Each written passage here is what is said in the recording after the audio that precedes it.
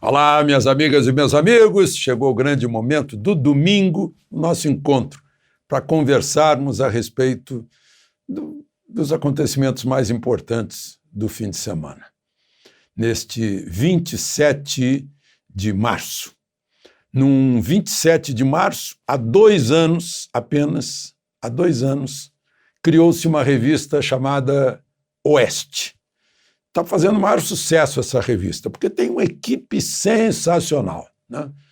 Começando pelo Guzzo, Augusto Nunes, Fiuza, a Ana Henkel, uma equipe sensacional, né? Eu acompanho, sou assinante e recomendo. 2 anos de uma revista com sucesso, sendo que as outras, segundo as verificações de circulação, estão todas afundando. Por quê? Não se sabe. Bom, hoje também é dia do circo. É o dia do nascimento, em 1887, o Piolim, palhaço Piolim, o Abelardo Pinto. Então, em homenagem a ele, instituiu-se hoje o dia do circo. Também,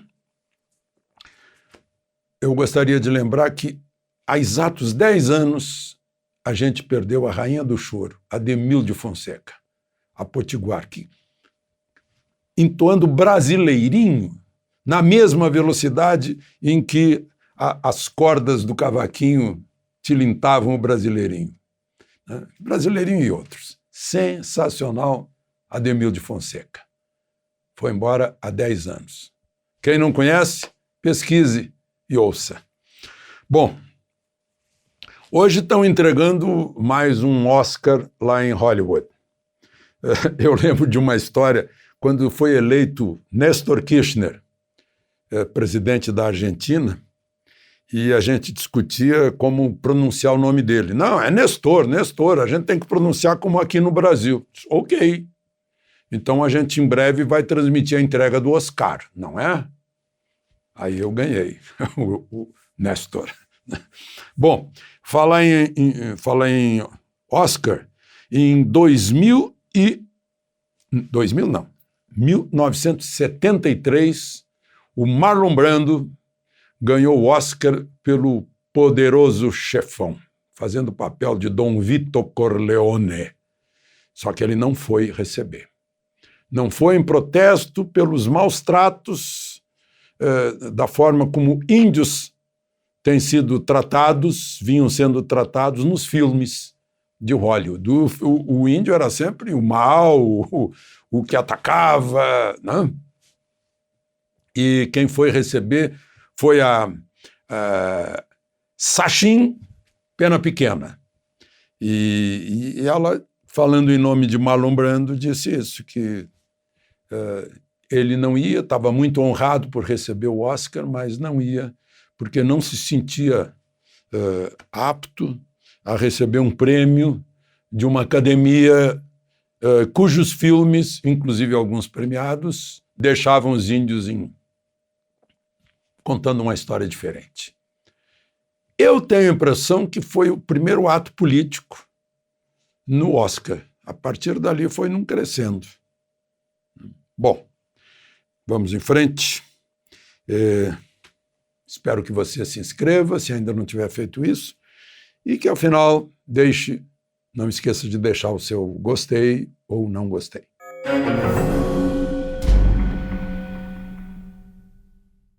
TSE vai ter um trabalho enorme nesse ano. Vejam só, propaganda eleitoral, diz a lei eleitoral, só é permitida depois de 15 de agosto. Vocês acham que os eleitores, os candidatos, os partidos vão aguentar até 15 de agosto? Isso é resultado dessas leis casuísticas que fazem para cada eleição. Cada eleição tem uma lei especial. É uma coisa incrível. O TSE vai se arrepender de existir, de tanto pedido de censura que vai acontecer. Embora a Constituição diga que é livre manifestação do pensamento, no artigo 5º, no artigo 220, né? Mas tem a lei eleitoral. O que a lei eleitoral faz? Né? Proíbe a propaganda eleitoral. Mas o que é a propaganda eleitoral? É uma coisa muito subjetiva. Propaganda eleitoral, dizem os juristas, é pedir voto para um candidato e pedir para não votar no outro candidato. Fora disso, tudo é liberado. Pode fazer a apologia de pessoas, pode fazer a apologia de ideias, de doutrinas partidárias, mas é muito subjetivo. Eu estou falando nisso porque houve uma manifestação de um juiz do Tribunal Superior Eleitoral, Raul Araújo Filho. Primeira vez que eu ouço falar nele, ele é ministro do Superior Tribunal de Justiça. Atendendo a um pedido do PL, ele disse que está proibidas manifestações eleitorais de propaganda eleitoral no festival lá de São Paulo, que de sexta, sábado e nesse domingo, Lollapalooza, né? Porque fizeram propaganda de Lula e fizeram manifestações anti-Bolsonaro. Não adianta, censura, isso é censura, deixa falar, deixa todos os lados defenderem as suas posições. É a praça pública que tem que ser livre, mas fizeram as leis, né? A lei está lá. Enquanto isso, Lula foi ao Rio para o centenário do Partido Comunista. O Partido Comunista foi fundado em 25 de março de 1922, em Niterói. Partido Comunista Brasileiro, depois mudou para PPS. Hoje se chama Cidadania, mas já criaram outros. Tem o Partido Comunista do Brasil, o PCdoB, e um novo Partido Comunista do Brasil convivendo com o Cidadania. Houve manifestações de um Festival Vermelho, foi chamado. Festival Vermelho em Niterói, Lula foi lá.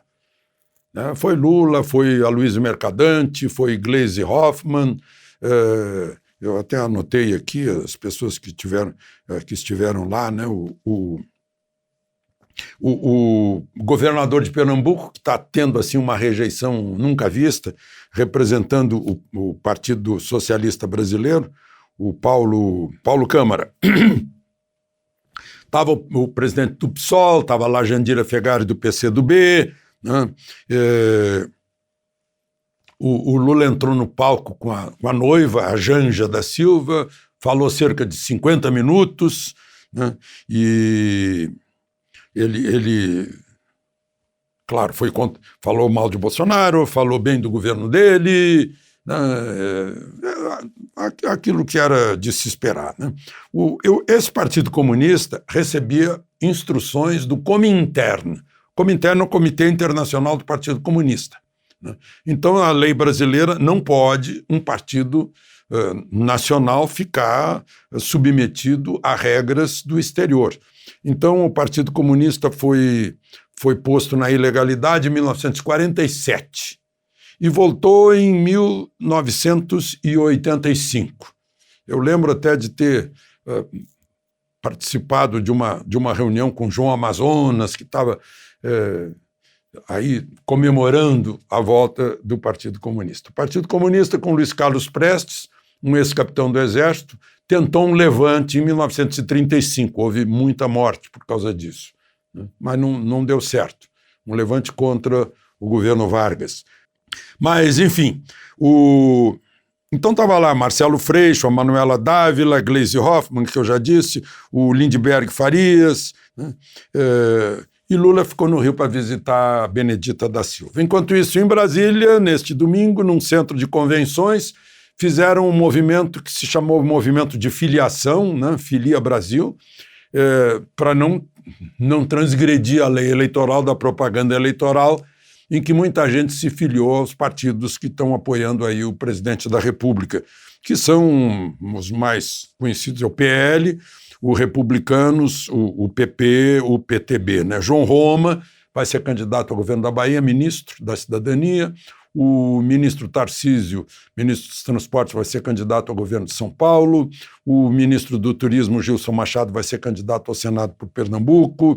Estava lá o ministro astronauta, que vai ser candidato a deputado federal por São Paulo. o presidente estava com o ministro Augusto Heleno do lado dele, não foi o futuro companheiro de chapa dele, para evitar também qualquer coisa de propaganda eleitoral, que é o atual ministro da Defesa, o general Braga Neto. O general Augusto Heleno estava lá, atrás dele o ex-presidente da República, Fernando Collor de Mello, que é senador por Alagoas, ao lado a senhora Michele, e no discurso de Bolsonaro, duas coisas, né? Ele disse que jamais vai sair das 4 linhas e pede que os partidos que o apoiam façam campanhas sem sair das 4 linhas, isto é, sem sair da Constituição brasileira, que é o marco da nossa democracia. Falo muito em liberdade, né? A liberdade para os indígenas, que vão ter libertação econômica, vão ser dono do seu nariz, a liberdade dos correntistas, donos de suas contas no banco para fazer o Pix sem precisar pagar, né? A liberdade de certos impostos, a liberdade dada pelo Auxílio Brasil, das pessoas que ficaram presas pelas campanhas de pânico e de medo, fique em casa, se tranque, não faça nada e não tenha mais renda, né? Enfim, a grande liberdade, que é a libertação da corrupção, que é um jugo, né, que prendeu o país, porque pega o dinheiro que sai do suor das pessoas, que pagam seus impostos e que depois é desviado para políticos e partidos políticos, como aconteceu durante tantos anos. Bom, eu falei de liberdades, eu queria ressaltar aqui um caso. Eu vi na tribuna da Câmara o deputado Daniel Silveira fazendo um discurso, né, e se queixando de que a Constituição não é cumprida porque não se obedece, o Supremo não obedece o artigo 53 da Constituição, que diz que deputados e senadores são invioláveis por quaisquer palavras, opiniões ou votos. Ele até pergunta, será que não consegue entender o sentido da palavra quaisquer? Né? Eu nem sabia, ele é bacharel em Direito também. E aí veio uma manifestação da subprocuradora Lindora, como é mesmo o nome? Lindora Araújo, dizendo que, aspas, tenta abolir a democracia. Uau! Aí exagerou, né? É coisa de Deus para abolir a democracia. Mas, enfim, aí ele vai ter que usar tornozeleira de novo, um deputado. E ele só pode estar em Petrópolis ou Brasília para exercer o mandato. Aí eu faço minhas as perguntas de Magno Malta, o ex-senador Magno Malta. Não tem ninguém na Câmara, não? Onde estão os deputados? Meu Deus! Será que tem algum deputado que saiba ler o artigo 53? Aula de leitura. Artigo 53 da Constituição, os deputados e senadores são invioláveis civil e penalmente por quaisquer de suas opiniões, palavras e votos. Está aqui, isso se chama Constituição Brasileira, é a lei maior. É a lei das leis. Essa é a lei das leis. Será que nenhum deputado sabe disso? Gente, é incrível. Bom, para terminar, né, só uns numerozinhos aqui para vocês. Eu vi aqui um levantamento sobre as exportações que ninguém liga. Fica todo mundo falando em commodities, commodities, commodities. Exportações 2021 dos brasileiros. Móveis. Exportamos $1 bilhão em móveis brasileiros. Frutas. Exportamos $1 bilhão e 100 milhões em frutas brasileiras. Geradores elétricos.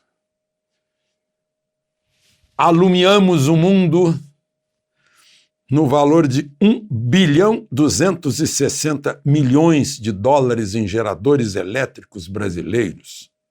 O mundo comprou tratores brasileiros no valor de 335 milhões de dólares. O Brasil deve tá muito bem, né? Porque já entraram na Bolsa de Valores de São Paulo, só neste ano, 85 bilhões de dólares de investimento. Aliás, o dólar, talvez por causa disso também, está lá em 4,74.